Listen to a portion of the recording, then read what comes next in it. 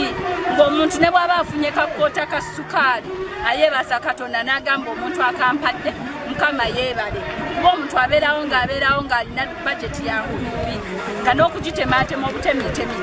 kizibu nnyo. So akatono ke tuba tufunye era omulanga gugenda eyo eri bannayuganda abatulaba kyonna kye muyina kabibeere ebirowoozo kabibeere ebyokulya kabibeere ebyokwambala kuba tulina abaana nga ba teenage mothers naye nga ne bw'aba ayagala omuntu gwabuulirako ekizibu kyenti kino ekirala ekitusoomooza by'ebyobulamu osanga omuntu nga yetugambye nti talina yadde bajeti atambulira ku ya 2,000 nga ne bw'aba alwadde talina zigenda kugula panado. Yensonga lwaki mu kugaba kwe tugabye olwaleero nze ne bannange tuleeseemu concept ya health camp ne bagamba abalina diwamasi kabaziweeyo abalina ebyokwebika byonna so kyonna tugaba kati ntoba n'omwana ono sirina okubeera watuufu era mpaluse ne bawala bannange